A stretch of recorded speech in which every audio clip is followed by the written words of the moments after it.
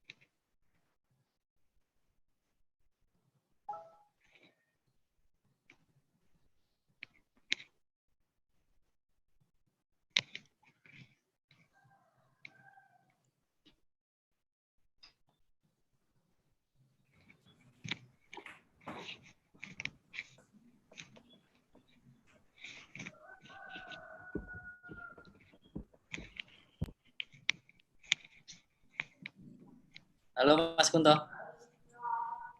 Halo Willy, apa kabar? Halo teman-teman. Alhamdulillah. Gimana kabarnya? Halo. Alhamdulillah baik. Thank you for having me this afternoon. Really honored.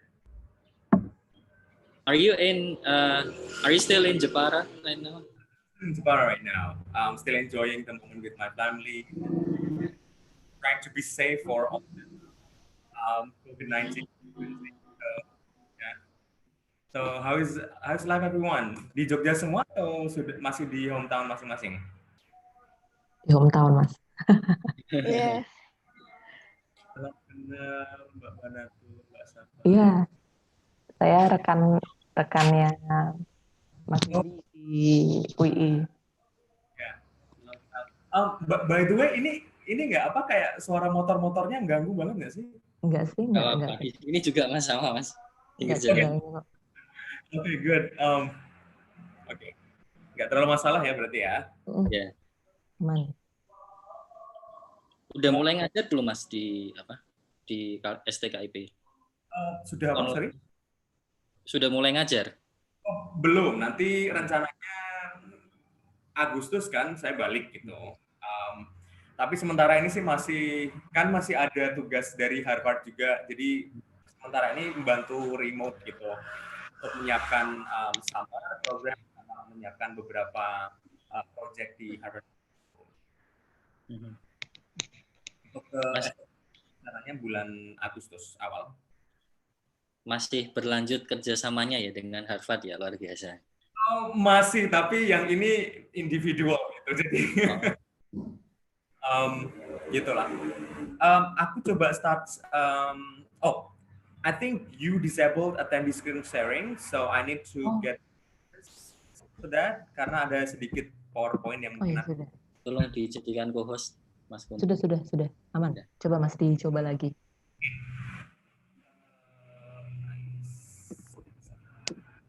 Ya.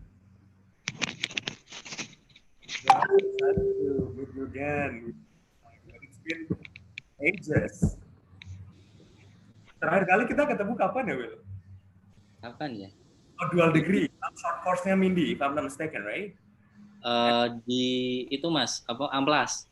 waktu Teflin. Benar. Oh iya. Teflin Jogja, yes. From Ohio State waktu itu. Oh, oke. Yeah, I think it's like to 2016 or 17. So that means 17 Mas. Teflin di Jogja 17 kayaknya. Oh iya, 17. 3 years ago. Okay. Udah bisa share sini.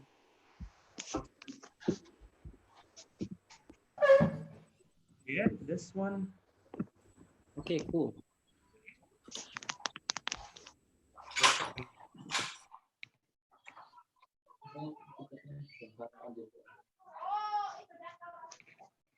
Bisa ya? Okay, so I guess we start now. Yep. I think there will be more people coming. So, ya, kita buka dulu ya. Assalamualaikum warahmatullahi wabarakatuh. Waalaikumsalam warahmatullahi wabarakatuh. Hello everyone. Halo.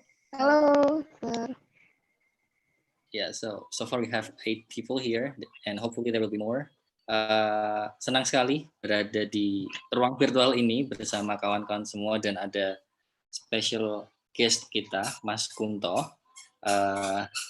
Jadi nanti kita akan mendiskusikan tentang bagaimana bahasa itu bisa mengantarkan kita untuk going global, tidak hanya berhenti di situ, tetapi bagaimana kita bisa berkontribusi pada masyarakat dunia dan menciptakan suatu dunia yang baru. Kurang lebihnya seperti itu. Saya Willy Prasetya dari Universitas Islam Indonesia. Di sini ditemenin oleh Ferbiana, dia juga dari Universitas Islam Indonesia. Untuk aturannya nanti supaya menjaga kelancaran diskusi, untuk yang akan menyampaikan pertanyaan bisa melalui chat box atau bisa mengangkat tangan terlebih dahulu. Jadi bisa menu raise hand, kemudian nanti kami akan mempersilahkan untuk mulai menanyakan sesuatu, atau kalau ada yang mau disampaikan bisa langsung saja. Dan kalau dari Mas Kunto sendiri tadi sudah berpesan kepada saya kalau semisal saat beliau presentasi dan ada yang ingin menanyakan atau ingin menyampaikan sesuatu, bisa langsung, tidak usah menunggu sampai Q&A. Jadi bisa langsung tanya saat saat Mas Kunto sedang presentasi. Oke. Pertama-tama saya perkenalkan dulu ya, Mas Kunto Nur Cahyoko. Beliau adalah senior saya dulu waktu S1 dan senior juga waktu S2, meskipun tidak ketemu, tapi beliau S1 di UNES angkatan 2006 ya Mas ya? 2007. Oh 2007, oh ya. Lulus 2011, kemudian sudah langsung mendunia ke Ohio State University tahun 2013 ya Mas ya? 2012 mulai course-nya, 2013 betul selesai dari Ohio State. Dan setelah pulang dari Ohio State University, sebenarnya beliau bisa saja bekerja di Jawa dengan segala kenyamanannya, cuman beliau memilih mengabdi kepada masyarakat, kepada Indonesia, dan memilih untuk bekerja di Kabupaten Landak di Kalimantan. Dan saya mengikuti postingannya Mas Kunto ini, beliau sangat suka dekat dengan alam dan dekat dengan anak-anak, dan beliau juga mendirikan suatu komunitas yang namanya Small Initiatives yang bergerak di bidang sosial dan pendidikan. Cukup luar biasa karena sampai sekarang masih langgeng komunitasnya dan masih aktif. Di samping itu juga beliau ini merupakan koordinator regional Polyglot Indonesia waktu itu di Semarang tahun 2014-15 ya Mas ya. Jadi tidak hanya bahasa Inggris dan bahasa Indonesia dan bahasa Jawa, tetapi Mas Kunto juga bisa bahasa Italia ya Mas ya. Wow. Ya, keren sekali Mas. Dan juga menjadi koordinator Asia Tenggara komunitas Wikitongues International, yaitu komunitas yang bergerak untuk mempreserve atau menjaga adanya bahasa-bahasa daerah di seluruh dunia. Begitu. Jadi untuk menyingkat waktu ya, nanti Mas Kunto akan dipandu oleh Verbi. Kalau sudah masuk ke Q&A, dia ada beberapa pertanyaan juga nanti. Sekarang waktu dan tempat kami serahkan ke Mas Kunto. Silahkan Mas. Oke, terima kasih atas perkenalannya. Assalamualaikum warahmatullahi wabarakatuh. Selamat sore teman-teman. Waalaikumsalam. It's been such an honor for me to be here the other day. Willie actually told me to join this talk, and I definitely said yes because it's been always nice to actually share and also learn from the other people. Jadi saya di sini bukan sebagai resource person, the only resource person. I believe that we can learn from each other. Nanti saya juga sharing pengalaman, mungkin teman-teman juga punya sharing juga, jadi kita saling belajar lain. Dan di sini nanti tadi sudah disampaikan oleh manggil siapa? Mr. Prasetya, Pak Willy, Mr. Willy. Iya, Mister, biasanya Mr. Willy. Tadi sudah diperkenalkan. Nanti saya akan perkenalkan sedikit gitu. Jadi ada sahabat saya Mona dari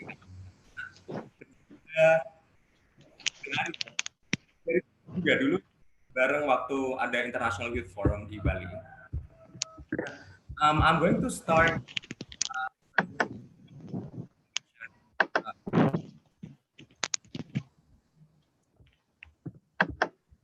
lihat ya. Jadi teman-teman, nama saya Kunto Nur Cahyoko, terus kemudian kemarin di-assign dari Mr. Willy katanya Shaping a Better World Through Languages.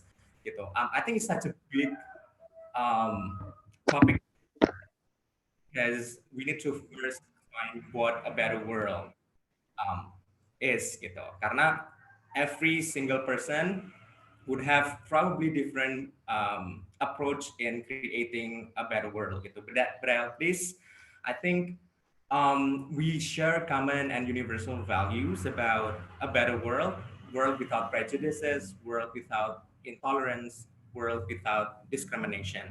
Dan memang saat ini menurut saya topik-topik seperti ini sangat relevan gitu. Apalagi dengan banyaknya muncul kasus diskriminasi, intoleransi, perpecahan dan lain sebagainya. Dan salah satu senjata menurut saya yang paling bagus untuk mengatasi hal itu semua adalah pendidikan, terutama karena dengan bahasa kita bisa saling menjembatani. Most common factors of why someone has some sort of misunderstanding adalah ketidakmampuan untuk menyampaikan atau menerima pesan. Dan disitulah sebenarnya bahasa muncul sebagai sarana atau platform atau tool, alat yang bisa digunakan untuk menjembatani komunikasi tersebut gitu. Oleh karena ini kayak topiknya gede gitu ya. So I'm going to probably limit my sharing and my talk terhadap my own and self journey gitu. Kira-kira perjalanan saya kayak apa sih dengan bahasa gitu, dan kenapa sampai sekarang saya sangat-sangat mencintai bahasa, dan kenapa menurut saya bahasa menjadi sarana yang sangat potensial dalam membuat dunia yang lebih baik gitu. Jadi ini sangat-sangat personal. Nanti jadi teman-teman kalau misalkan punya tambahan topik atau poin dan lain sebagainya, I would be very happy to actually listen to you, and we can share our own stories toward this platform. Okay, so I'm going to start by greeting you guys with one of the languages in Kanayan, Dayak Nisa Kanayan. Adil Kak Talino, Bacuramin, Kak Saruga, Basingat, Kak Jubata. Jadi intinya adalah kita sama-sama bercermin terhadap Tuhan dan alam sekitar untuk semakin mendoakan semuanya agar baik-baik saja gitu. Ini adalah bahasa Dayak Kanayan yang saya pelajari di Kalimantan Barat. Di sana banyak sekali bahasa-bahasa yang bisa kita pelajari gitu, karena di sana setiap komunitas memiliki bahasa yang berbeda. Jadi tidak hanya sekedar perbedaan dialek dan juga aksen gitu, tapi benar-benar bahasa yang berbeda gitu. Karena dari segi sosiokultural dan historis, komunitas Dayak satu sama lain itu berbeda sistem kehidupan dan lain sebagainya. Dan yang membuat saya sangat-sangat senang untuk mendapatkan pengalaman ketika berada di sana adalah belajar bahwa ketika mereka memiliki kemampuan untuk belajar bahasa orang lain, simpati, empati, dan toleransi yang mereka punyai terhadap orang lain tersebut itu sangat-sangat meningkat gitu. Jadi justru ketika kita belajar bahasa dan mengerti bahasa orang lain, kita bisa memiliki komunikasi secara personal terhadap budaya mereka gitu. Oleh karena itu saya sangat menekankan bahwa ketika teman-teman punya kesempatan untuk belajar bahasa, apalagi bahasa internasional, kalau kita ngomong bahasa Inggris ya, itu akan sangat memudahkan teman-teman untuk tidak hanya mengakses dunia profesional, tapi juga dunia-dunia personal gitu di tingkat global. Dan dijawabnya adalah harus kalau ada orang ngomong menyampaikan salam seperti ini.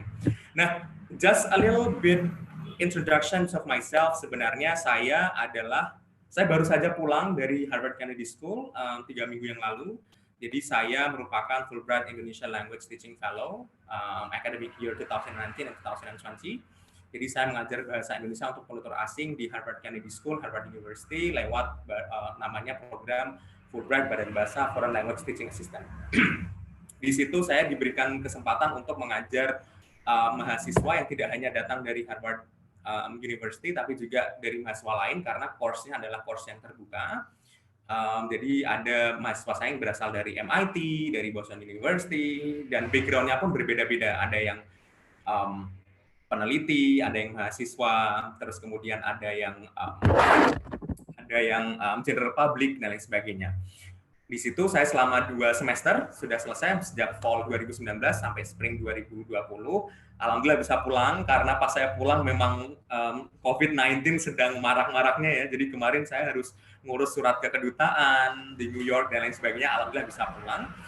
Terus di sana saya tidak hanya diberikan kesempatan untuk mengajar dan bekerja dengan kolega-kolega saya di Harvard Kennedy School, tapi saya juga diberikan kesempatan untuk mengambil mata kuliah audit. Jadi di sana saya ngambil mata kuliah 4 mata kuliah karena saya passionnya adalah memang pendidikan dan bahasa. Jadi saya ngambil beberapa mata kuliah di kebijakan pendidikan dan juga di ekonomi gitu. Prior to my assignment at Harvard Kennedy School, I was actually working at Pamane Talino College of Education atau STKIP Pamane Talino. Jadi saya bekerja di sana sejak tahun 2015. Saya mengajar bahasa Inggris di program studi pendidikan bahasa Inggris di Kalimantan Barat. Bagi teman-teman yang belum tahu Kabupaten Landak itu sebenarnya ada di sini di Kalimantan Barat. Jadi sekitar 4-5 jam dari Pontianak. Ketika di Zoom, ada ini ya, di Zoom-in gitu, ternyata nama Ngabang nggak ada gitu di Google Map. Saking jauhnya mungkin ya, nggak ada. Jadi mungkin di sekitar sini, dari sebelum Serimbu gitu. Jadi sebenarnya lebih dekat ke Kucing, Sarawak, daripada ke Pontianak. Saya bekerja di sana sejak tahun 2015, karena saya sebenarnya tadi disampaikan Willy, merasa tertantang gitu, untuk gimana caranya saya bisa belajar dan berkontribusi lebih gitu untuk kemajuan pendidikan yang ada di daerah gitu. Karena saya lulus tahun S2 lulus tahun 2014 itu lewat program Dual Master's Degree Program, S2 di Ohio State University mendapat MA seperti Mr. Willy dan juga mendapatkan MPD dari Universitas Negeri Semarang. Setelah itu saya sempat mengajar di Universitas Diponegoro selama 1 tahun di engineering faculty. Terus kemudian saya ngontak Dikti selaku waktu itu penyedia beasiswa saya, beasiswa unggulan. Terus diberitahu kalau ada pembukaan di Kalimantan Barat, terus cus saya ke sana kayak gitu. Sampai sekarang. Jadi nanti Agustus sepertinya akan balik ke sana. So there are some organizations that I've been doing right now. Pertama, saya tadi sudah sampaikan dari Willy bahwa saya adalah kontributor di Wikitanks International. Jadi appointed as the Southeast Asia Coordinator in 2018-2019 before I actually in Boston. Jadi saya menjadi koordinator di Asia Tenggara untuk Wikitanks International. Jadi sebenarnya nanti akan saya jelaskan Wikitanks International di belakang gitu. Saya sempat jadi wakil ketua di Pamane Talino Teaching of College Education, and then saya juga anggota di English Language Education Study Program Association dan juga TEFLIN. Saya sempat menjadi ketua program studi di program studi pendidikan bahasa Inggris. Saya juga founder dari Small Initiatives tadi sudah disampaikan, dan juga Taman Lentera. Jadi it's basically a youth-led community concerning on children literacy and social educational purposes. Jadi kita ke daerah-daerah untuk memberikan akses terhadap literasi kepada adik-adik yang ada di daerah, dan juga sempat jadi regional koordinator di Polyglot Indonesia Chapter of Semarang tahun 2014 dan 2015 waktu itu. Jadi saya belajar bahasa Italia, Spanyol, dan beberapa bahasa lainnya. Ini bukan pamer ya teman-teman, maksudnya kayak I'm going to share a little bit of awards and achievements so that you know that mungkin kelihatannya bahwa sekarang saya achieve several awards gitu. But then later on I will share how struggling I was in the past in order to achieve all those awards and achievements gitu. So in order to actually achieve all this awards, I struggled a lot. I went through a lot of failures in my life, and then that's the story and message that I want to share to you in the first place gitu. Jadi saya merupakan Foreign Language Teaching Assistant, tadi saya sudah sampaikan, jadi Fulbright Badan Bahasa FLTA, Department of States, USA, dan Ministry of Education. Jadi ini unik karena FLTA ini tidak hanya sekedar kuliah ngajar, tapi juga kuliah di Universitas Amerika Serikat. Kebetulan saya mendapatkan Harvard gitu. Jadi sebelum saya terbang ke Harvard, sebenarnya saya juga diberikan list of there are some list of universities. Waktu itu ada Columbia University, ada Yale, ada Pennsylvania, ada Michigan, ada Ohio University, bukan Ohio State University yang di Athens ya, William, dekat Dayton. Terus ada satu lagi Northern Illinois University. Nah, waktu itu ada matching system. Terus saya memilih 3 besar, mereka juga memilih kandidat yang dari Indonesia. Terus kemudian saya baru dikasih tahu kalau saya maksudnya ke Harvard gitu. Saya juga merupakan beberapa delegates dari YSEALI, terus kemudian Youth Future Conference yang di China, terus kemudian Youth Representative for UNAOC, terus kemudian sempat jadi Youth Facilitator untuk World Cultural Forum. Kebetulan ini juga saya sedesa sama Mas Ari tadi yang di sini, yang dari PBI UII, waktu itu tahun 2017. Oh, 2017, benar, 2017. Dan juga kebetulan saya menyabet semua awards untuk Indonesian Special Scholar, Best Paper, dan Best Presenter at the 3rd Asia Future Conference di Kitakyushu, Japan. Waktu tahun 2016, paper saya itu tentang perceptive studies, tentang perceptions of students and teachers of Japanese and English gitu. Jadi bagaimana guru-guru bahasa Jawa dan guru bahasa Inggris itu menilai relasi kekuatan atau relational power between Japanese and English gitu. Dan kebetulan dapat base paper. Dan pada tahun 2012 dan sampai 2014 saya mendapatkan beasiswa unggulan dikti untuk kuliah program dual master degree program di Ohio State University dan juga di UNES. Ini saya waktu kecil masih unyu-unyu. Sekarang kalau bahasa Jermannya gila nih kayaknya. Ini saya waktu kecil, looking back when I was a young kid, I think I would have never believed in myself that I could be that I would be able to sit in front of people like you guys to share my stories, because I remember when I was a young boy, I was really shy and I was really reserved. Jadi susah banget untuk ngobrol dengan orang lain karena saya merasa kalau ngobrol takut salah, malu-malu dan lain sebagainya. So looking back, I was a really shy boy gitu. Dan sekarang sampai saya harus ngajar di one of the most top performing universities in the world, and then got to share my culture in front of people, and then like being able to share my experience in front of you, aspired young people. It's been such a, I don't know, like how do I define this, like probably surreal experience. Dan itu semua berkat bahasa gitu. Jadi karena saya merasa bahwa bahasa itulah yang sekarang menjembatani anak yang dulunya sangat-sangat pemalu menjadi yang sekarang gitu, yang malu-maluin gitu. Bukan, maksudnya yang mungkin bisa lihat New York, bisa lihat Hollywood dan lain sebagainya gitu. Dan itu berkat kecintaan saya terhadap bahasa. Kebetulan saya sekarang sedang mengajar bahasa Inggris, jadi saya bisa bahasa Inggris sedikit-sedikit, bahasa Indonesia dan bahasa Jawa karena itu merupakan bahasa native saya. Terus kemudian saya juga belajar bahasa tadi Itali, Spanyol, terus kemudian bahasa Dayak, ada Dayak Ahe, Dayak Abe Ahe, Bekati dan Belangin. And I think learning language is very important because we are not new to the concept of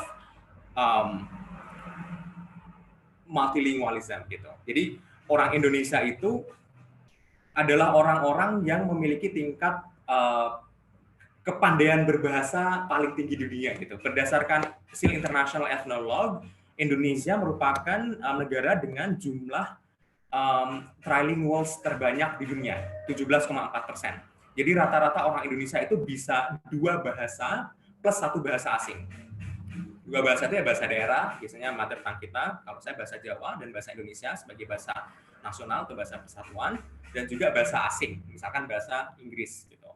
Dan berdasarkan tingkat kemajemukan bahasa di Indonesia itu merupakan negara kedua dengan jumlah bahasa paling banyak gitu, berdasarkan etnolog. Ini mungkin datanya ada beberapa data dari UNESCO itu ada perbedaan sedikit dan lain sebagainya, tapi kita hanya kalah dari segi kuantitas bahasa itu dari Papua New Guinea. Kita punya sekitar 700-an bahasa gitu di seluruh Indonesia.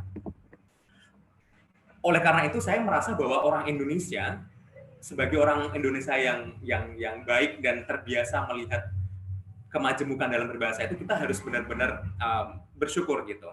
Dan dari situlah sebenarnya ketertarikan saya untuk belajar bahasa. Saya belajar bahasa Inggris seperti teman-teman ini rata-rata di pendidikan bahasa Inggris ya. Di kampus, saya dulu S1-nya di Universitas Negeri Semarang, tadi sudah disampaikan Mr. Willy, angkatan 2007, lulus tahun 2011. Terus kemudian saya mengambil beasiswa unggulan namanya waktu itu, beasiswa unggulan dari Dikti, mendapatkan dual master's degree program.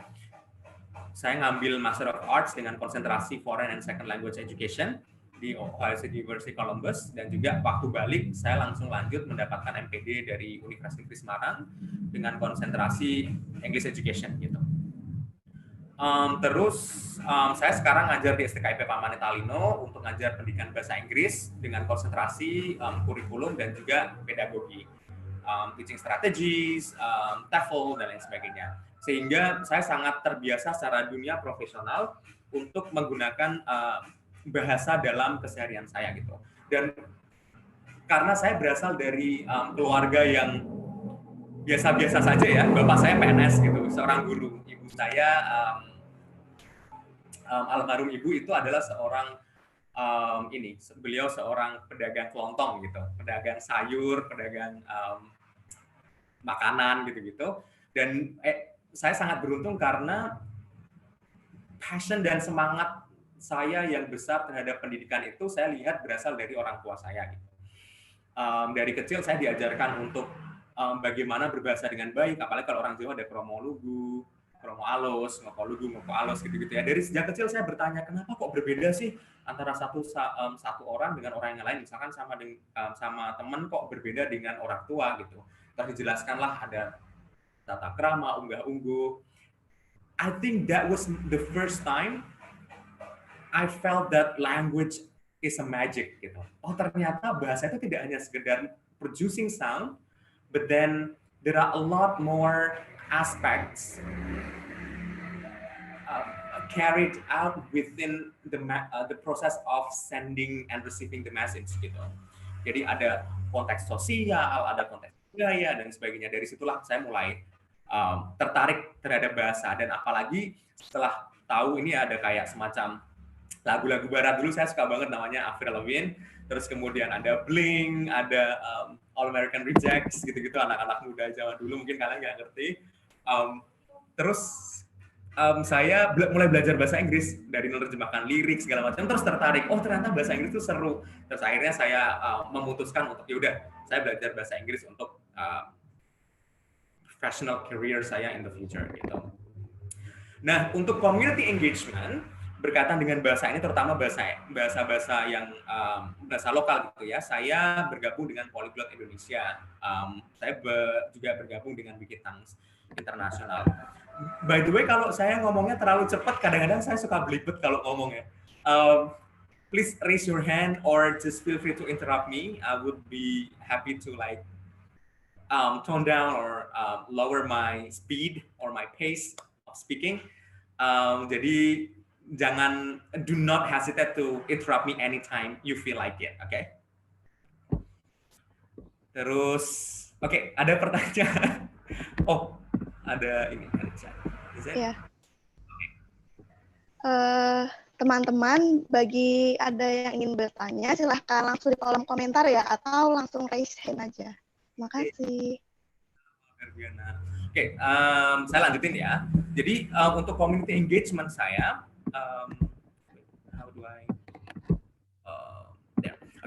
untuk community engagement berkaitan dengan bahasa, saya join yang namanya Polyglot Indonesia. Jadi Polyglot Indonesia itu merupakan komunitas bagi para language enthusiasts aim at supporting language practice in a fun and relaxed environment. Jadi intinya adalah bagaimana caranya membuat komunitas dengan orang-orang yang memiliki keinginan yang sama untuk belajar dan mempraktikkan bahasa, terutama bahasa asing waktu itu. Waktu itu Polyglot Indonesia hanya ada di 6 kota besar, di Jakarta, Bandung, Jogja, Semarang, Surabaya, dan Aceh. Tapi sekarang sudah tersebar di hampir seluruh Indonesia, dan sangat-sangat bagus gitu, karena kita saling mendukung, saling membantu. Jadi ada yang sudah pintar, membantu yang belum lancar, dan lain sebagainya. Dan dari situ saya bertemu dengan beberapa orang yang sangat inspiratif. Salah satunya adalah Sigit Untoro. Jadi teman saya ini, dia memiliki kemampuan bahasa yang luar biasa. Waktu itu dia sudah bisa 5 bahasa. Di luar bahasa Indonesia dan bahasa Jawa ya. Dia bisa bahasa Inggris, Itali, Mandarin, Arab, dan juga Spanyol gitu. Spanyol udah bagus banget.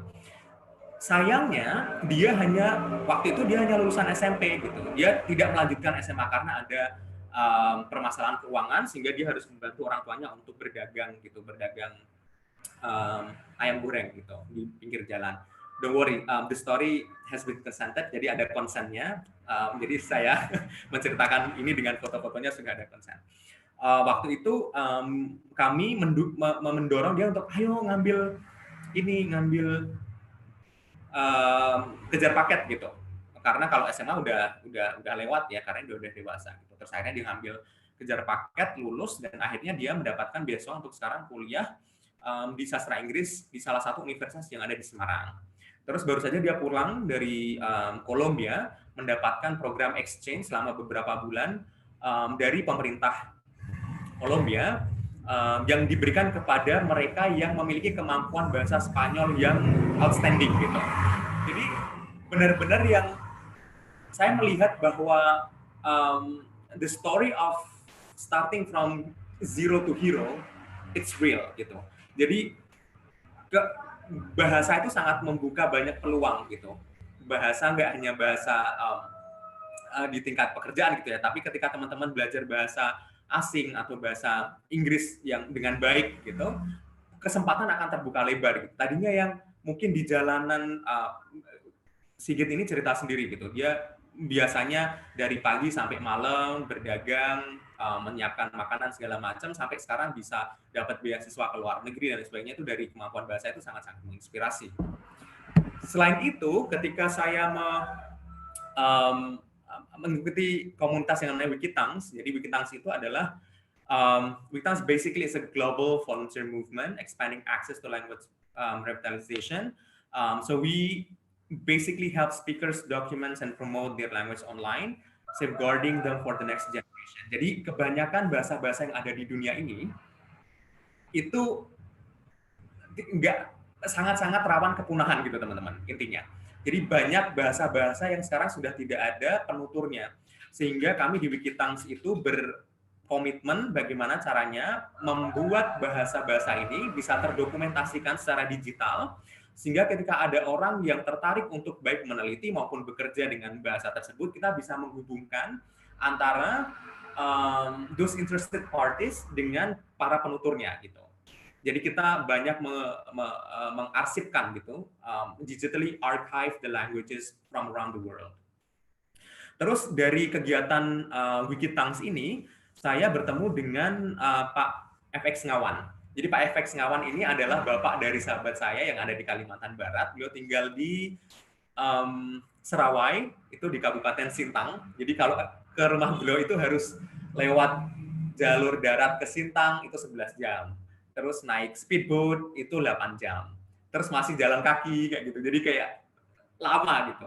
But then, what makes his story special is the fact that he can actually speak 16 languages fluently.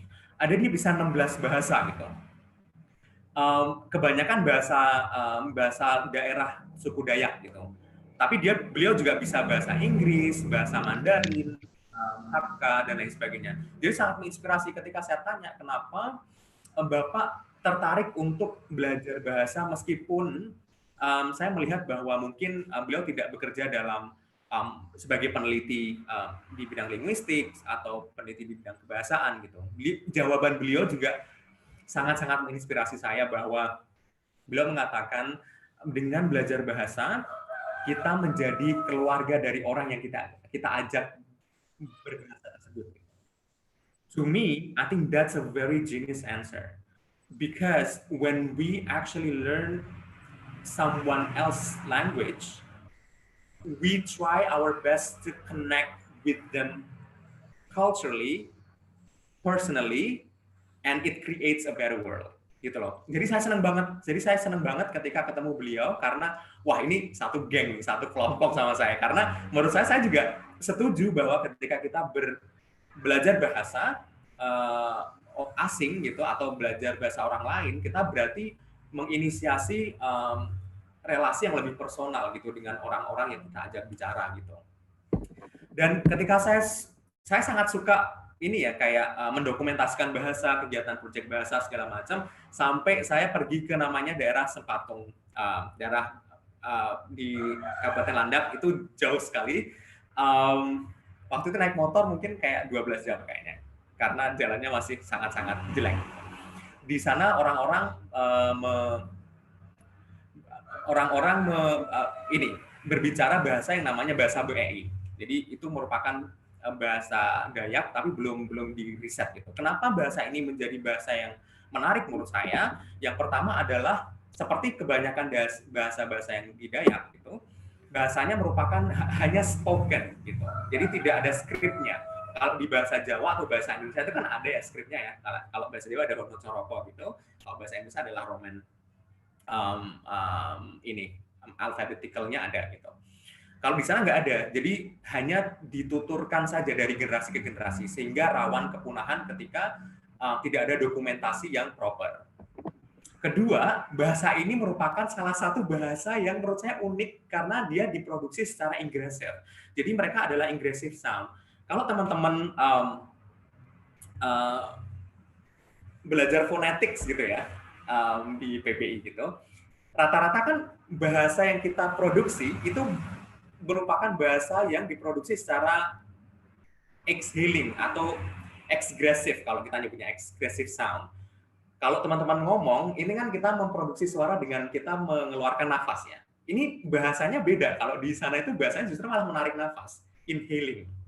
Gitu teman-teman. Contohnya misalkan kata ini pakis ya, pakis yang bisa digunakan untuk makan ya, burn kalau bahasa Inggrisnya, paku. Itu mereka nyebutnya pakoy gitu. Jadi kayak sambil nyedot gitu. Jadi sangat-sangat menarik untuk diteliti. Dan yang terakhir, penuturnya hanya ada di desa itu, yang hanya dituturkan kurang dari 1.000 penutur. Knock on wood gitu ya, amit-amit jabang bayi. Kalau misalkan there's like one major disaster happening in one night, wiping out the entire village, the entire culture and the entire language of that particular village would be gone forever. Karena orangnya sedikit dan tidak diomongkan atau tidak dituturkan di luar daerah tersebut gitu. Sehingga saya merasa bahwa banyak bahasa-bahasa seperti ini yang harusnya mendapatkan perhatian sehingga kita tidak kehilangan kearifan dari banyak budaya-budaya lokal. Dan ketika saya memiliki privilege untuk memiliki networking, memiliki kemampuan bahasa Inggris yang cukup, memiliki platform baik dari akademik maupun non-akademik dari segi bahasa Inggris dan lain sebagainya, saya pengen sekali berusaha agar bagaimana ilmu yang saya dapatkan ini bisa menjadi salah satu kontribusi terhadap preservasi budaya-budaya lokal yang seperti ini. Makanya kemarin kami coba ke Diakologi Institute yang ada di Pontianak untuk ngobrol bagaimana caranya untuk meneliti dan membuat digital archive dan penelitian-penelitian yang berkaitan dengan bahasa-bahasa yang seperti ini.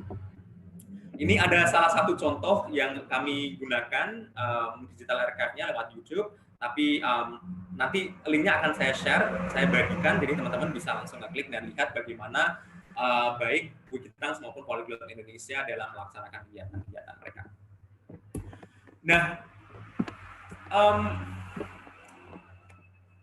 sekarang mungkin highlights dari karir saya, salah satu highlights dari karir saya adalah Fulbright Badan Bahasa Foreign Language Teaching Assistant, gitu, di mana saya di sana diberikan kesempatan untuk mengajar setelah melalui proses penyeleksian yang sangat-sangat ketat, dan saya mendapatkan kesempatan untuk mengajar di kampus bernama Harvard, gitu. Dan menurut saya itu menjadi salah satu major highlights. Meskipun saya yakin bahwa I don't want this to be an end, gitu. I don't want this to be a finish point, because I believe that it's going to be a new start for another journey that I will have later on in the near future. Ketika saya mendapatkan informasi bahwa saya diterima di Harvard Kennedy School untuk mengajar bahasa Indonesia, saya merasa sangat insecure, teman-teman. Karena melihat kapasitas dan juga nama yang saya bawa gitu ya, Harvard gitu, itu membuat saya merasa sangat-sangat insecure. Meskipun saya sudah pernah kuliah di luar negeri, di Ohio State University di Columbus, tapi beda karena di sana saya akan ngajar gitu. Saya pikirannya udah macam-macam. Wah, nanti kalau saya ngajar bahasanya belepotan, terus saya nggak ngerti bagaimana cara menyampaikan materi dengan baik. Karena di Harvard Kennedy School, peran saya itu sebagai primary teacher. Jadi saya merupakan dosen utama di sana gitu. Jadi nggak ada asisten. Saya memiliki supervisor yang menyerahkan semuanya, termasuk course designing and planning, material development, terus kemudian classroom activities, semuanya diserahkan kepada saya. Sehingga saya pertamanya merasa insecure. Tapi setelah saya belajar banyak itu dan bertanya dengan mentor-mentor saya merasa bahwa ini menjadi kesempatan yang sangat bagus untuk mengupgrade kemampuan saya, baik dari segi profesional mengajar maupun keterampilan-keterampilan lain gitu, dari segi menulis, terus kemudian berinteraksi, networking dan lain sebagainya. Dan it's probably one of the best decisions that I have in life to go there to teach at Harvard University. Karena dengan mengajar saya itu justru lebih belajar banyak terhadap budaya saya sendiri gitu. Karena kebanyakan mahasiswa saya, kebetulan mahasiswa saya ada untuk yang spring kemarin ada 31 yang terbagi menjadi 3 kelas, yaitu kelas beginner, intermediate, dan advance. Saya sudah cerita tadi bahwa motifnya itu beda-beda, background-nya juga beda-beda, dan kebanyakan dari mereka bahasa Indonesia masih sangat basic. Bahkan untuk mengeja A, B, C, D saja masih agak susah. Terus ada yang belum pernah sama sekali pergi ke Indonesia dan bertemu dengan orang Indonesia, sehingga saya merasa bahwa saya menjadi tolok ukur gitu dalam tanda kutip ya, kayak tolok ukur orang Indonesia, sehingga itu yang membuat saya agak nervous di awal bahwa ternyata the first encounter of Indonesian that they will have it's going to be me. So I need to be hyper aware of my own culture, my own my own behavior in order to show the best possible way of Indonesia. Karena saya memang dari Jawa, saya seorang Indonesia ya, saya berasal dari Indonesia. Tapi kebanyakan hidup saya hanya ada di Jawa, dan itu hanya segludekan di Jepara, Semarang, dan saya sempat kerja di Jakarta dan juga Kalimantan Barat. I do not represent Indonesia as a whole nation because the spectrum would be like so overwhelming. Jadi saya sangat berhati-hati terhadap itu. Ketika ada tanya, oh bener nggak sih di Indonesia kayak gini? Gitu. Ya saya berusaha semaksimal mungkin untuk menjelaskan bahwa Indonesia itu majemuk, sehingga apa yang saya sampaikan itu berdasarkan based on my own personal view. It doesn't represent Indonesia as a general, as a whole nation gitu. Jadi saya mulai belajar nih my own language, my own culture. Saya juga belajar tentang mulai dari imbuhan, ber, me, ke, per, dan lain sebagainya gitu-gitu ya. Karena kalau kita seorang Indonesia kan we grew up with that gitu. We took all those linguistic skill by default gitu. Kita udah biasa aja taunya, oh kalau bermain ya kata dasarnya main gitu. Kalau mau dibuat menjadi noun atau kata benda ya jadi permainan gitu kan kayak biasa ya. Nah, itu yang awalnya sangat susah untuk menjelaskan kepada teman-teman yang mungkin tidak terbiasa dengan ini imbuhan gitu. Konsep imbuhan. Terus kemudian di sana saya juga diajak untuk tidak hanya mengajar tapi juga memperluas jaringan. Saya ikut seminar, workshop, conference yang berkaitan dengan kebetulan saya suka ini ya, educational policy issues. Terus kemudian saya ikut beberapa workshop dari para peraih Nobel, terus kemudian para pengambil kebijakan dari negara-negara lain, banyak menteri yang datang ke Harvard untuk ngasih seminar. Dan enaknya kalau pas di program FLTA ini, saya di Harvard itu ada cross register. Jadi fakultasnya saya memang home base-nya saya di Harvard Kennedy School of Government, di tata pemerintahan gitu, tetapi saya bisa cross register ke sekolah-sekolah lain, ke fakultas lain. Misalkan kebanyakan kuliah saya di Harvard Graduate School of Education. Jadi kuliahnya gitu sama menteri-menteri, staf khusus, sama pengambil kebijakan gitu-gitu, kayak Peter banget, insecure abis pas awal-awal pertemuan, tapi setelah belajar dan sebagainya mulai terbiasa dengan ritme kuliahnya. Terus kebetulan diperbolehkan juga untuk cross register ke kampus lain. Waktu itu saya coba ke MIT, Massachusetts Institute of Technology. Saya bisa di sana juga, bisa ikut workshopnya dan sebagainya. Jadi sangat-sangat enak. Dan saya sangat bersyukur bahwa my passions of language learning, especially English and Indonesian, has driven me along the way to get all these opportunities and experience. Gitu. Dan saya sangat berharap apa yang saya dapatkan ketika saya belajar, bekerja dan juga kuliah di luar negeri, terutama di Harvard University, bisa saya bawa kembali ke Indonesia dan saya tularkan ke teman-teman yang ada di Indonesia gitu. Terus my takeaways from that, jadi tadi dipesenin sama Mr. Willy gitu. Katanya coba nanti Mas dimasukin dikit-dikit tentang tips-tips masuk ke untuk mendapatkan beasiswa gitu ya. Ini kayaknya ada yang tanya nih, bentar. Saya ngecipris mulu. Cara sedang oke. Okay, so how can we use English and other popular languages to help the preservations and revitalizations of endangered languages? That's actually a really, really good question.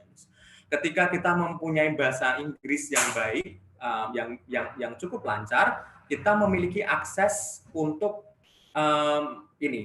kita memiliki akses untuk informasi dan juga bagaimana kita bisa membantu those endangered languages untuk semakin mendapatkan perhatian publik gitu, baik itu secara komunitas non formal seperti yang saya lakukan lewat Wikitanks atau lewat forum-forum yang formal, misalkan lewat studi, lewat penelitian-penelitian, riset-riset yang dilakukan oleh baik badan pemerintah maupun dari kampus-kampus gitu. Sehingga bahasa yang tadinya akan punah gitu, ketika kita memiliki kemampuan bahasa Inggris dan kita tertarik untuk membantu mereka agar bisa preserve and revitalize those endangered languages, kita bisa membantu mereka untuk nge-push untuk mendapatkan platform atau attention from international or global communities.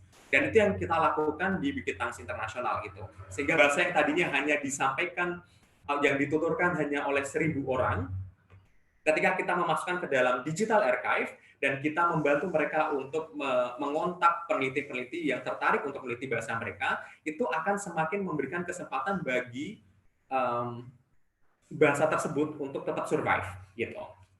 I hope that helps. Ya gitu. Jadi ya gimana, Mbak? Iya baik Mas. Di sini saya mau bertanya. Please. Iya baik. Apa saja hal yang harus kita persiapkan seperti tips and trick untuk bisa diterima Fulbright mengajar di US khususnya dan bisa mendapatkan beasiswa S2. Terima kasih. That's a good question. I'm going to go to that point actually. Jadi pas banget timingnya. Jadi untuk mendapatkan beasiswa Fulbright yang ngajar ini, Foreign Language Teaching Assistant itu, sebenarnya salah satu poin utama yang harus kita miliki adalah pengalaman mengajar. Gitu. Bahasa ya, pengalaman mengajar bahasa, baik bahasa Indonesia maupun bahasa Inggris. Nanti teman-teman bisa cek di aminef.org yang saya bisa taruh di chat nanti. Di situ sudah disediakan untuk requirements-nya. Tetapi one of my main takeaways of getting that scholarship adalah bagaimana kita bisa menunjukkan kepada Fulbright Commission bahwa kita memiliki skill mengajar bahasa yang bagus, gitu. Karena saingannya itu ribuan gitu. Kebetulan pas tahun 2018 saya apply bulan April itu diberikan pengumuman untuk wawancaranya itu bulan Juni. Terus setelah itu saya wawancara dan waktu wawancara itu ada 24 orang dari seluruh Indonesia, dari sekian ribu itu ada 24 orang dan diwawancara dan diambil 14 dari 24 kandidat tersebut. Dan rata-rata memang teman-teman saya yang datang ke sana memiliki resume atau portfolio yang bagus dalam hal mengajar bahasa gitu. Kalau yang lain itu persyaratan yang lain itu cukup standar, TOEFL, terus kemudian letter of motivation, terus kemudian objectives atau personal statements, terus kemudian letter of recommendations, terus ijazah, transkrip dan lain sebagainya. Kalau yang lain standar. Tetapi sebenarnya kalau itu kan bisa disiapkan ya teman-teman ya, bisa disiapkan untuk segera gitu, untuk persyaratan-persyaratan berupa dokumen. Tapi sebenarnya yang menjadi challenge atau tantangan ketika melamar beasiswa baik berupa beasiswa ngajar FLPA atau beasiswa S2 gitu sebenarnya adalah how to build up your portfolio gitu. Sehingga tidak terkesan bahwa portfolio atau resume yang kalian buat, kegiatan-kegiatan yang kalian buat itu hanya digunakan untuk daftar beasiswa tersebut gitu. Buat CV atau portfolio atau resume itu nggak cukup hanya 1 atau 2 bulan gitu. Tapi dibangun kredibilitasnya akan terlihat, kapasitasnya akan terlihat mulai dari 4-5 tahun ke belakang gitu. Ketika kalian mencantumkan di CV gitu. Jadi kalau tips and tricksnya pertama sebenarnya adalah find your passion and goals. Jadi mulai dari sekarang ketika kalian masih kuliah itu find your passion and goals. Kalian passionnya di mana sih gitu. Kalian targetnya itu kalau misalkan S2, kampusnya mana sih? Kenapa mau di sana? Terus ditargetkan nih kira-kira ke sana tahun kapan gitu. Jadi get your heart set on it first. Niat dan juga passion dulu dicari. Itu yang pertama. Yang kedua, equip yourself with information. Nah, sekarang kan kita banyak banget nih tadi Ferbiana tanya tips and tricks. Sekarang banyak banget bertebaran baik lewat media sosial seperti blog, vlog, Facebook, Instagram yang berkaitan dengan scholarship hunting. teman-teman juga bisa ikut lewat mail list di Twitter atau di Gmail atau email yang lain untuk subscribe informasi-informasi yang berkaitan dengan beasiswa. Dan jangan lupa ketika kalian sudah mendapatkan passion dan goal, cari informasi sebaik-baiknya tentang jurusan atau beasiswa yang pengen kalian raih. Kalau pengen LPDP, kalau pengen Fulbright, kalau pengen Dikti, atau pengen Erasmus, AAS, dan lain sebagainya, itu kalian harus dapat informasinya dengan baik gitu.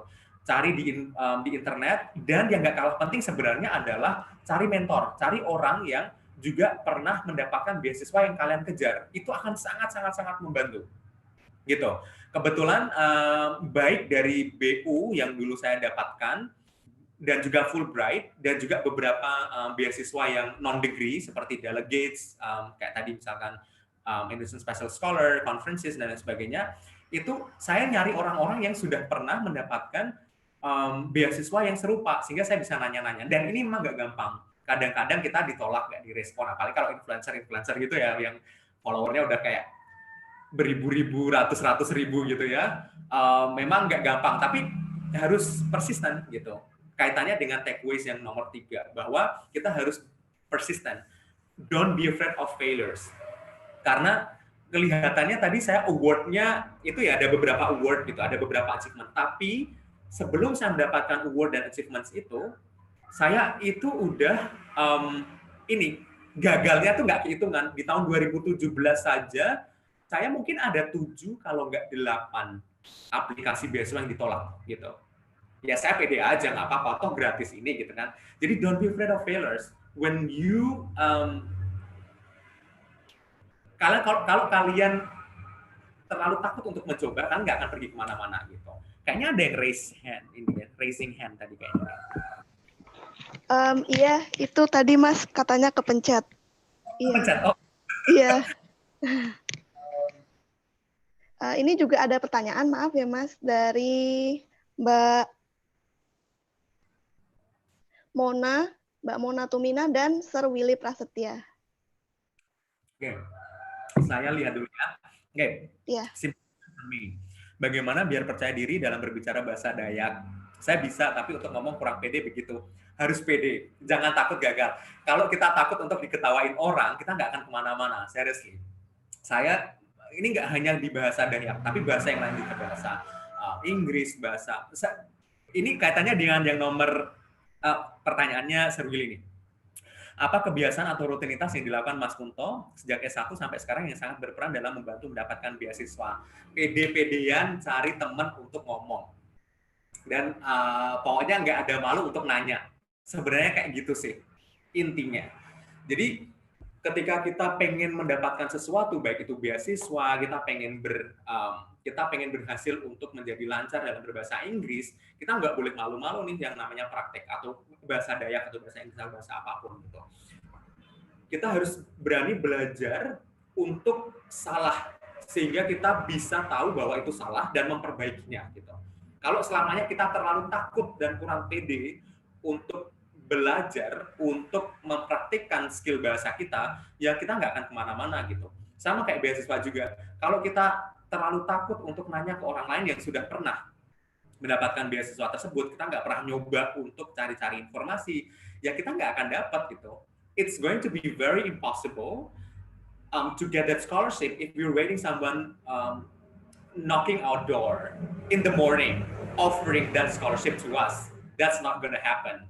Nggak akan terjadi deh orang ngetok-ngetok, kecuali kalau anak pejabat atau anak ini ya profesor mungkin ya. Tapi kalau kita orang-orang biasa, saya sih kayak orang-orang biasa seperti saya, nunggu orang untuk ngetok pintu untuk ini ada beasiswa, kamu mau nggak bakalan terjadi kalau saya nggak aktif mencari beasiswa tersebut, saya nggak aktif bertanya dan nggak aktif mencari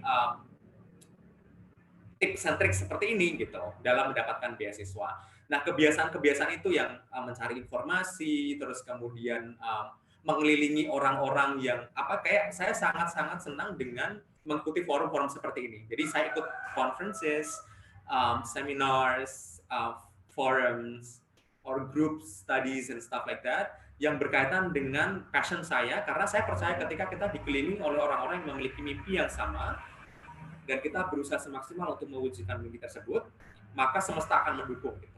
Tuhan akan memberikan jalan ketika kita memang benar-benar berusaha, apalagi kita memberikan kesempatan bagi lingkaran kita, lingkaran sosial kita, juga orang-orang yang memiliki passion yang sama gitu.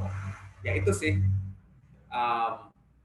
temukan passion, cari informasi, jangan takut gagal, dan terakhir adalah evaluate constantly. Jadi jangan gampang seneng gitu ketika dapat, kayak misalkan saya dapat Harvard nih, pulang-pulang udah dapat Harvard gitu, dan saya terus nggak mau, saya ini udah ada Harvard harus nggak mau yang ecek-ecek apa segala macam. No, that's not how it works. The world doesn't revolve around us gitu. Jadi kita harus benar-benar berusaha bagaimana caranya kita bisa berkontribusi gitu. Karena ilmu yang kita simpan untuk diri sendiri, saya yakin nggak akan bermanfaat bagi siapapun gitu.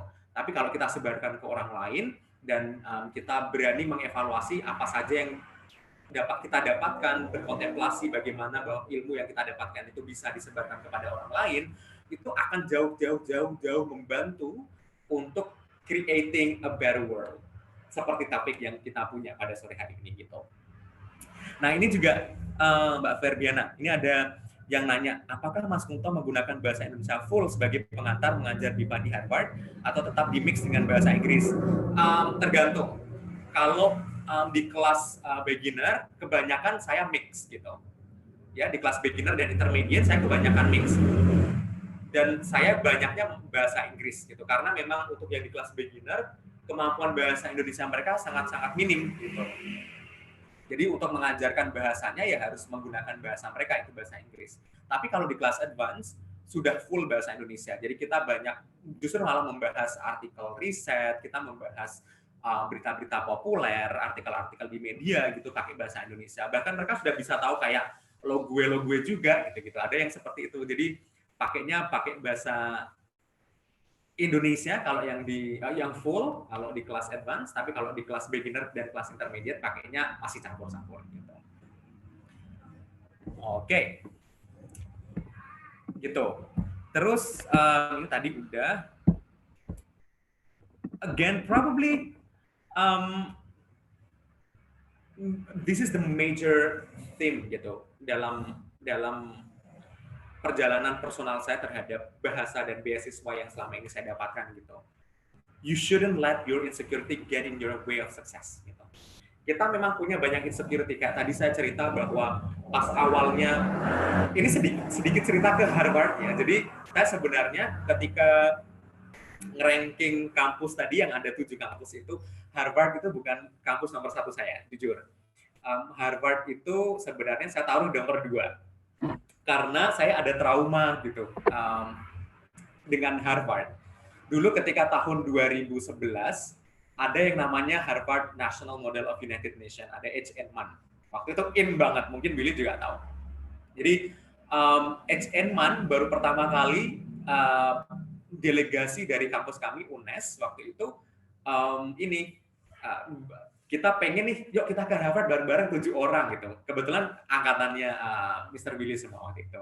Ada Diana, ada Aji, ada Wuri, dan lain sebagainya. Terus dari mulai awal kita mendaftar, kita fundraising, terus kemudian kita cari sponsor, dan lain sebagainya, terkumpullah dana sekian, terus kemudian kita minta sponsor ke kampus. Waktu itu kampus, oke, kalian bisa berangkat gitu. Jadi jadilah kita pergi ke Jakarta untuk bikin visa, segala macam. Tapi couple days prior to our departure, ternyata diinformasikan kampus bahwa ada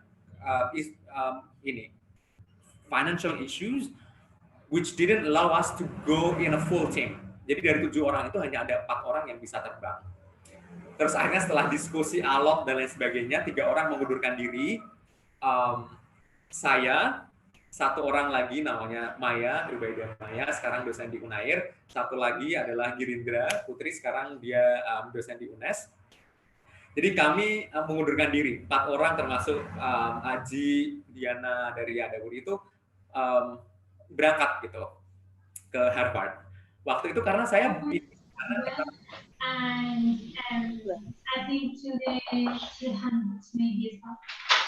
So you can use this now. I'm sure lots of you. Okay, good, thank you. Terus akhirnya ceritanya nih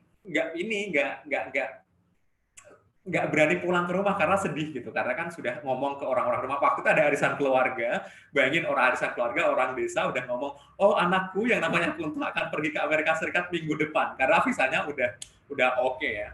Terus menyebarlah berita itu Kunto akan ke Harvard tahun 2012 waktu itu. Nggak jadi.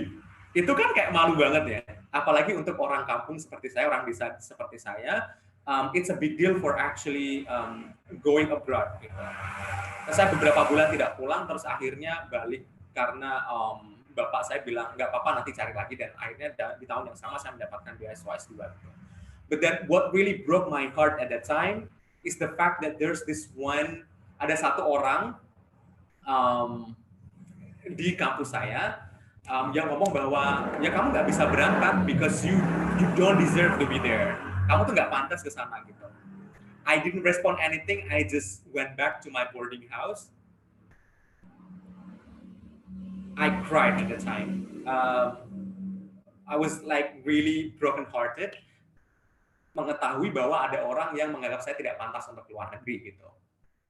Sehingga ketika kemarin saya dapatkan list beasiswa, list kampus yang ada Columbia, Harvard segala macam.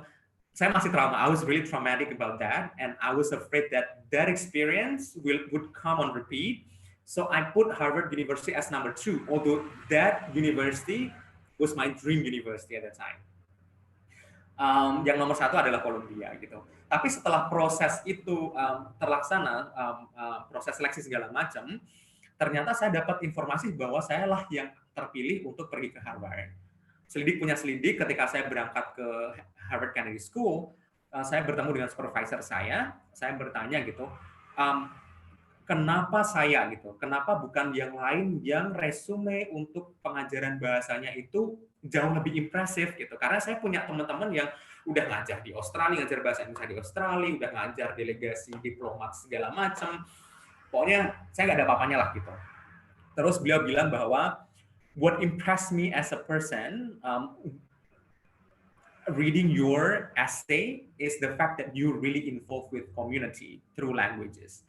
Bahwa ternyata melihat bahwa ini supervisor saya melihat bahwa ternyata engagement saya, involvement saya di kegiatan-kegiatan seperti di Wikitanks, di Polyglot Indonesia, dan membuat kegiatan di Small Initiatives, itu menunjukkan bahwa saya memiliki kemandirian dan inisiatif untuk menjadi leader gitu, dan itu yang dicari oleh Harvard Kennedy School waktu itu.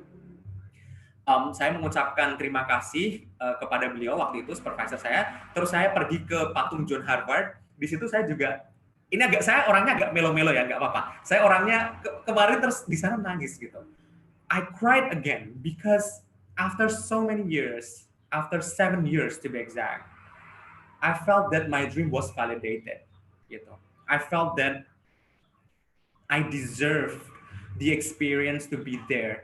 Yang tadinya hanya nggak jadi berangkat konferensi yang hanya 7 minggu gitu, 7 hari. Sekarang saya malah diberikan kesempatan untuk ngajar di sana lebih dari 7 bulan, waktu itu hampir 10 bulan, untuk mengajar di Harvard Kennedy School selama 2 semester. Gitu. That was probably a moment where I think I felt that there's no such impossibility if you really, really work for it. And if you feel, whenever you feel that you're insecure about you deserving something, remember that you've walked this far and there is no one else for you to impress but yourself gitu. Nggak ada orang lain yang harusnya kamu impress, yang kamu senengin kecuali diri kamu sendiri. Kamu nggak harus, you don't have to prove anything to anybody else but you gitu loh. Jadi kalau ada orang yang bilang, oh jelek, oh kalau kamu praktek kelihatan manyun, jelek, nggak lancar, bla bla bla dan sebagainya, that's their problem. Your problem is if that response affects your effort in being successful. Itu yang bisa kamu kontrol. Bagaimana respon kamu terhadap diri kamu sendiri. Karena kamu bertanggung jawab terhadap diri kamu sendiri untuk sukses, bukan untuk orang lain gitu. Jadi kalau kamu merasa nggak pede, insecure dan sebagainya, ingat bahwa diri kamu sendiri yang bertanggung jawab akan kesuksesan gitu. Sehingga kalau kamu insecure dan nggak pede, ya kamu nggak akan kemana-mana gitu. Gitu. Let's see another chat. Iya, ada pertanyaan lagi Mas dari Mbak Vivian. Iya. Oke. Ketika mengajar bahasa Indonesia untuk penutur asing, tidak jarang kita dihadapkan dengan pertanyaan yang unpredictable dari pembelajar yang terkadang sifatnya menjelekkan atau memandang Indonesia sebelah mata. Pernahkah Mas Kunto menemui kasus seperti ini, dan jika pernah, bagaimana cara Mas Kunto menjawabnya? That's a very good question. Ini Mbak Vivian ini kayaknya pengajar BIPA profesional. Jadi kalau pertanyaan yang unpredictable berkaitan dengan kebahasaan sering, karena saya dasarnya adalah saya adalah pengajar bahasa Inggris gitu. Kalau yang mengajar bahasa Indonesia secara profesional itu memang kami mendapatkan orientasi sehingga akan ada banyak bekal untuk pengetahuan pembelajaran dan lain sebagainya, karena ada orientasinya gitu. Dan yang saya lakukan kalau berkaitan dengan kebahasaan yang saya nggak tahu, ya saya ngomong saja nggak tahu gitu. Sehingga ketika nanti datang lagi untuk mengulas materi yang sama, saya akan memberikan jawaban either secara langsung atau lewat email setelah saya mencari tahu jawaban tersebut gitu. Jadi saya tidak segan-segan untuk mengatakan bahwa saya tidak tahu, because menurut saya akan lebih berbahaya atau lebih tidak etis ketika kita mengarang jawaban gitu. Itu kalau kaitannya dengan kebahasaan. Tapi kalau yang berkaitan dengan pertanyaan yang unpredictable, yang sifatnya menjelekkan dan memandang Indonesia sebelah mata, well, kalau yang benar-benar intentionally memandang sebelah mata, intentionally looking down on my country, saya belum pernah. Alhamdulillah belum pernah mendapatkan pengalaman seperti itu. All my students are very respectful, and they're very supportive about Indonesia gitu. Kalau pertanyaan yang unpredictable-nya memang nggak ngerti gitu, out of their curiosity, itu banyak. Dan tapi tidak memandang Indonesia sebelah mata. Misalkan mereka pernah melihat ini gambar orang kerokan gitu, ya kan, orang kerokan gitu. Terus ngelihat kan, oh itu kan sakit banget, apa bisa sembuh sih kalau hanya kerokan saja kayak gitu-gitu. Kalau kita kan masuk angin apa gitu dikerok, kadang-kadang pusing ada kerokan gitu-gitu ya. Ya jadi saya jelaskan saja bahwa ini memang secara kultur dan secara kesehatan mungkin tidak ada penelitian secara medis gitu, tapi itu berhasil gitu. Dan itu saya menjelaskan fenomena terjadi seperti banyak gitu. Tapi kalau yang sampai yang sifatnya menjelekan saya belum pernah sih. Dan kalaupun ada even if ya hypothetically there will be such question, I would definitely show that bahwa Indonesia nggak seperti itu gitu. Maksudnya ketika kita memandang sebelah mata, kita tunjukkan saja bahwa Indonesia itu kan sangat majemuk gitu. Ada orang yang memang oknum-oknum atau bahkan di negara manapun lah. Saya pernah ke Jepang, saya pernah ke Cina, saya pernah ke Amerika dan lain sebagainya. Orang jahat itu pasti ada di mana-mana gitu. Tapi kan nggak semuanya terus kita bisa menjudge, stigmatizing a whole nation because of the wrongdoings of just particular people gitu. Jadi yang saya lakukan, if hypothetically there would be such question, adalah menunjukkan bahwa Indonesia itu ya nggak seperti itu, dan pun ketika memang ada fenomena seperti itu, kita harus menunjukkan bahwa ada sebenarnya perspektif lain gitu. Misalkan let's say mungkin soal antrian gitu ya, mungkin soal antrian. Oh di Indonesia tuh nggak mau ngantri, bla bla, itu saya juga sebel sih sebenarnya. Terus tapi kalau dilihat itu sebagai hal-hal yang menjengkelkan, ya itu memang menjengkelkan gitu, ya nggak sih? Tapi memang kan kita harus menjadi bagian dari solusi. Jadi mungkin kita bisa jelaskan bahwa oh ternyata memang pendidikan di sana, pendidikan untuk cara mengantri misalkan belum secara intensif diberlakukan, sehingga di bagian-bagian Indonesia tertentu masih banyak orang yang belum ngantri. Tapi di bagian lain juga udah oke kok ngantrinya. Kebetulan saya tinggal di daerah Jepara gitu, daerah kotanya juga ngantrinya udah bagus misalkan, atau di Jakarta di tempat-tempat perkantoran dan sebagainya juga ngantrinya bagus, bahwa it takes time to be a disciplined community. It doesn't mean that we cannot learn, and it doesn't mean that we're going to be always bad community, tapi kita sedang belajar. Amin, semoga suatu saat saya bisa mengikuti Mas Kunto. Amin, pasti bisa, asal ada kemauan. Gitu. Mas Kunto, ada pesan untuk teman-teman apa yang bisa dilakukan mulai dari sekarang setelah sesi ini selesai untuk bisa going global sekaligus memberi manfaat bagi orang banyak. Oke, that's a good question. Jadi lihat di YouTube juga ya, karena nanti akan diupload di sana. Pertama yang harus teman-teman lakukan adalah find your passion. Do not be scared of exploring new opportunities and possibilities gitu. Jadi setelah berakhir, coba tanyakan ke diri kalian sendiri gitu. Passion kalian apa? Gitu. Apakah kalian benar-benar pengen ke sana apa enggak? Gitu. Sehingga ketika kalian sudah bisa mengeksplorasi passion kalian bisa menemukan informasi dan juga hal-hal yang berkaitan dengan pencapaian passion yang kalian punya gitu. Misalkan, oh passion saya di language, oh passion saya di ngajar, oh passion saya di education gitu, dan lain sebagainya. Maka yang harus kalian lakukan adalah bagaimana caranya kalian nurture atau how you actually nurture those passion and skill gitu. Setelah kalian menemukan passion, bagaimana caranya mengasah kemampuan kalian dalam passion kalian itu.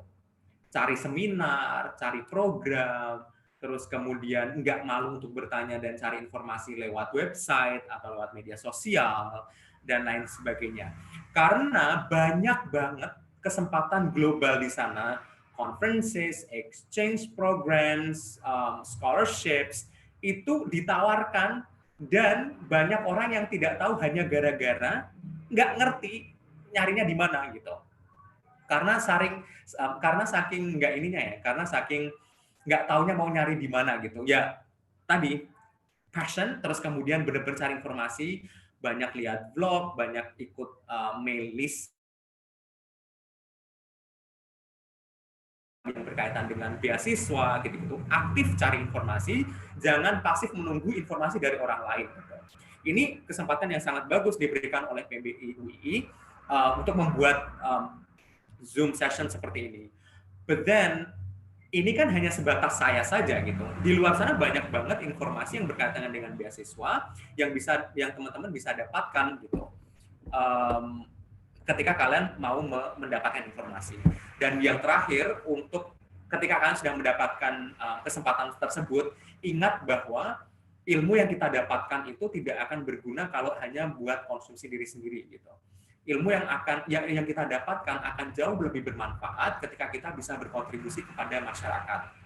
Intinya adalah ketika kalian bisa sukses dan kalian bisa membawa orang lain untuk sukses seperti kalian, maka komunitas kita secara bersama-sama juga akan sukses gitu. Kalau kalian cuma sukses sendiri dan orang lain tidak sukses, kalian hanya akan menjadi single fighter yang selamanya akan frustasi. Right? Itu yang membuat saya termotivasi untuk juga berkontribusi kepada pendidikan yang ada di daerah gitu. Bukan berarti saya punya ini ya, inferiority complex gitu. Saya punya savior complex, orang yang pengen jadi penyelamat. Enggak. Saya justru pengen belajar banyak dari kearifan yang ada di daerah-daerah gitu. Karena ketika saya kuliah di Ohio State atau ikut menjadi delegates atau scholarship ini itu di Harvard dan sebagainya, kalau ilmu yang saya dapatkan tidak menjadi manfaat kepada kemajuan daerah yang ada di sekitar, ya sama aja bohong, buat apa ada ilmu-ilmu itu gitu. Tetapi ketika saya mendapatkan ilmu itu dan diterapkan ke masyarakat, belum tentu bisa teraplikasikan dengan baik, sehingga saya perlu untuk belajar dari kearifan-kearifan lokal yang ada di daerah gitu. Jadi sebenarnya it's a mutual exchange between us and our surrounding gitu.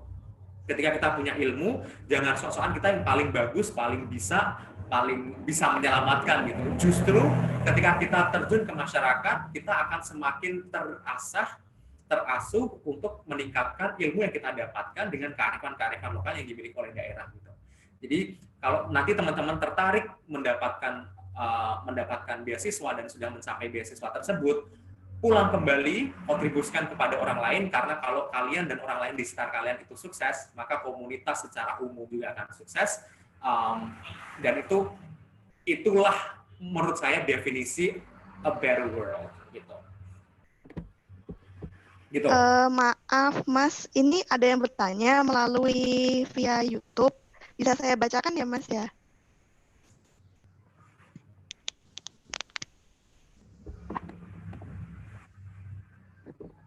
Ya, silakan. Ya, Mas, maaf saya mau bertanya, mayoritas kebanyakan foreigners belajar bahasa Indonesia diimplementasikan untuk apa? Dari Mas Rido Al-Fadri. Terima kasih Mas Rido. Kalau di tempat kami di Harvard Kennedy School, ini adalah kelas yang terbuka untuk publik. Sekali lagi, tadi saya sampaikan bahwa it's a free course open for public and general communities gitu.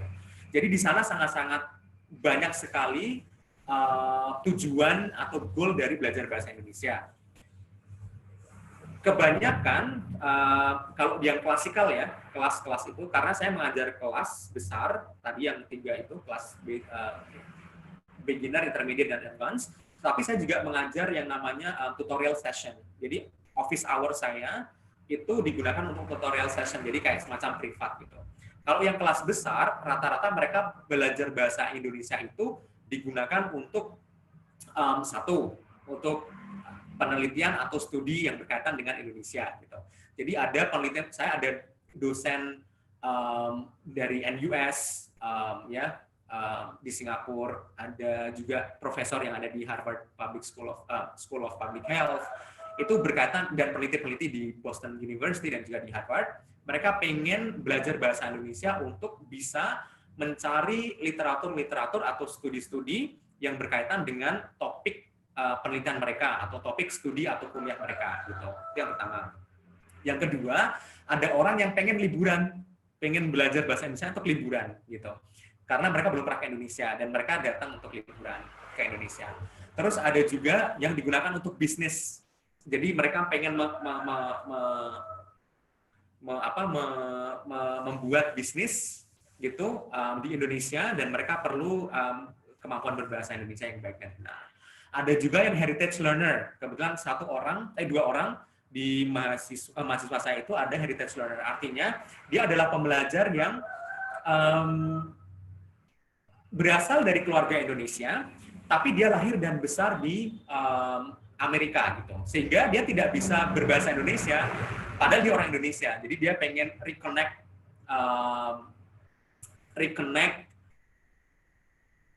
their heritage as Indonesian through language gitu.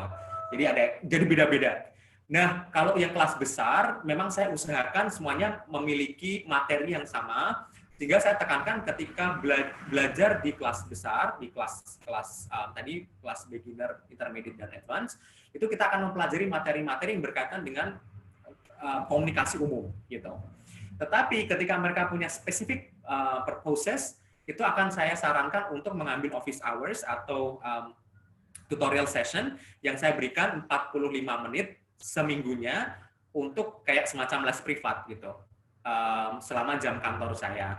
Sehingga banyak dari mereka yang datang membawa materi mereka sendiri, ada yang membawa kayak buku, ada yang membawa artikel, ada yang membawa foto segala macam yang mereka nanti tanyakan kepada saya gitu. Jadi memang objektifnya beda-beda, tapi kebanyakan yang datang ke Harvard kemarin adalah dari academic community.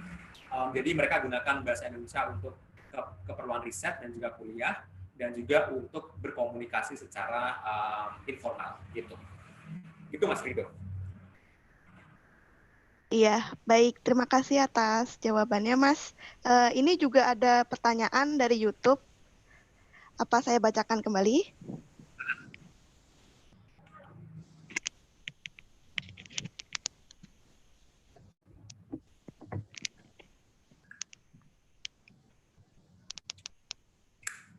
Maaf sambil nunggu.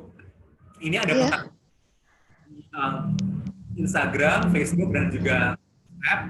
Feel free to, reach out anytime. I would be very happy to answer and to respond if you have any queries, or if you want to like further discuss some queries or anything. I will be happy to be in touch with you guys gitu. Jadi bisa nanti Iya. friend atau kontak saja bisa. Iya. Mas, ini ada 2 pertanyaan. Yang satu dari YouTube dan satu dari Zoom. Saya bacakan yang YouTube dulu. Apa bagaimana, Mas? Apa dari YouTube dulu aja dulu. Iya, baik. Saya bacakan ya, Mas. Dari Miss Intan Pradita. Izin bertanya, bagaimana supaya percaya diri apply ke Harvard meskipun kita dari lulusan dalam negeri? Oke. Gitu. Itu pertanyaan yang bagus karena dari awal kita udah kayak insecure, Harvard gitu ya. Saran saya adalah terabas aja, pokoknya nyoba aja. Dan kebetulan saya juga baru semalam ada live session di Instagram bersama sahabat saya dari Harvard Kennedy School. Dia adalah presiden untuk Indo Club di Harvard. Dia lulus tahun 2020 class of 2020. Dan dia lulusan dari UI gitu. Ada kok beberapa lulusan dan mahasiswa Harvard yang berasal dari lulusan dalam negeri gitu, dari Udayana, dari Bali gitu. Ada yang dari Jogja, ada yang dari Jakarta, ada yang dari Kalimantan Barat, dari Pontianak ada teman saya juga. Maksudnya kalau kita sudah ngerasa kita insecure atau kita ngerasa inferior karena background kita dari dalam negeri, itu akan sangat susah bagi kita untuk mendapatkan kesempatan yang besar gitu. Saran saya adalah tadi cari informasi sebanyak-banyaknya, berlatih untuk memenuhi persyaratan yang ada di sana, karena sebenarnya Harvard sendiri itu nggak mencari yang secara akademik outstanding gitu, karena mereka akan mencari orang-orang eksepsional yang memiliki cerita-cerita yang tidak hanya akan membuat kontribusi secara akademik gitu, tetapi bagaimana mengkontribusikan terhadap kemajemukan yang ada di Harvard, komunitas yang ada di Harvard. Sehingga your unique story matters. That's why I think part of the reason why I got to be chosen to teach there under Fulbright Badan Bahasa FLTA adalah melihat bahwa cerita-cerita yang saya tawarkan di essay itu unik gitu, tentang preservasi bahasa dan lain sebagainya. Sehingga find the information about those unique stories from the alumni. Kalau misalkan dari alumni itu kan sudah banyak nih. Ada kemarin saya juga mewawancara teman saya yang namanya Nadira, yang kemarin pidato di Harvard dan lain sebagainya. Banyak vlog, banyak media sosial yang kalian bisa cari dan gali tentang di Harvard-nya itu sendiri, terus cari esainya bagaimana, dan disiapkan jauh-jauh hari gitu untuk essay, portfolio, dan lain sebagainya. Terus yang nggak kalah penting adalah untuk mengatasi insecurity tadi atau meningkatkan rasa percaya diri adalah temukan mentor. Mentor itu menurut saya sangat penting. Nggak hanya di Harvard, tapi juga di kampus lain atau untuk program-program yang lain juga gitu. Jadi kalau kalian punya mentor, orang yang sudah pernah ke sana misalkan, baik itu kayak kalian secara personal, kenal secara personal, atau kalian dapat kontaknya dari medsos atau apa, itu dimanfaatkan sebaik-baiknya, karena lesson learn yang kalian dapatkan atau pengalaman yang kalian dapatkan dari orang tersebut, itu akan sangat membantu kalian dalam mendaftar di kampus-kampus tersebut gitu. Jadi cari informasi dengan baik dan benar, siapkan persyaratan dengan baik, termasuk essay, termasuk motivation letter, atau study objectives, terus kemudian tes bahasa Inggrisnya. Kemudian kalau untuk S2 harus ada IBT atau IELTS dan juga GRE, itu disiapkan dengan baik-baik jauh-jauh hari, dan juga temukan mentor. Itu akan sangat-sangat membantu kalian untuk mengatasi insecurity meskipun kalian berasal dari kampus dalam negeri yang pengen ke luar negeri termasuk ke Harvard gitu. Terus ini ada sahabat saya Iya, Mas Ari ada Ahmad. pertanyaan dari Mas Ari, iya. What's one thing that you found out about language learning in the US that you don't see in Indonesia? I think it's more like the participants. Jadi pembelajarnya, Mas, menurut saya sangat-sangat partisipatif dan antusias banget. Kalau di Indonesia kan biasanya, ayo siapa yang nanya gitu, diem gitu ya, pasif. Kamu dulu yang nanya segala macam gitu-gitu ya. Atau kalau presentasi biasanya, ayo ini siapa nih? Kalau presentasi biasanya nguji temennya biar kelihatan dapat nilai dan temannya kelabakan kalau presentasi. Mbak Ferdiana nggak kayak gitu kan? Tidak.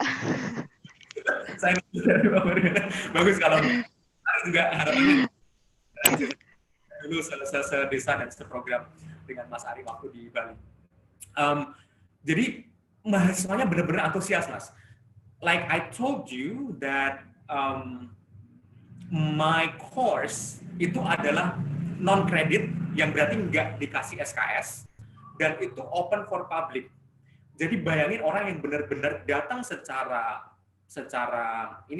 rutin setiap minggunya untuk datang ke kelas meskipun mereka tidak akan diberikan SKS, itu menunjukkan bahwa their passion and an aspiration to actually learn the language is tremendous, gede gitu. Sehingga saya juga semangat untuk bagaimana caranya memberikan pelayanan pengajaran bahasa yang juga menarik dan nggak membosankan gitu. Bahkan pernah sampai ini, Mas Ari. Waktu itu ada blizzard, ada badai salju gitu. Anak-anak masih pada datang gitu. Padahal mahasiswa saya untuk yang kelas beginner itu ada sepasang suami istri yang pensiunan, yang nggak ngerti bahasa Indonesia sama sekali, dan tinggal jauh dari kampus Harvard. Jadi mereka harus naik bus 2 kali untuk sampai ke Harvard. Itu tetap datang meskipun ada blizzard, gitu, ada salju. Waktu itu minus 13 derajat Celcius. Tetap datang, gitu. Dan itu yang membuat saya semangat. Ada mahasiswa saya yang pekerjaannya sebagai dokter, dan dia harus mengendarai mobil selama 1 jam setiap kelas gitu, karena dia tinggal di kota lain gitu, dan dia bela-belain datang untuk ke kelas saya, dan itu yang membuat saya semakin semangat untuk membuat language learning and language learning activities yang saya sediakan di kelas ini itu juga menarik dan tidak mengecewakan, itu gitu. Jadi lebih ke antusiasme dan partisipasi dari pembelajarnya gitu. I think that. Yeah, hope that answers. Great. Do I make myself clear? Yeah.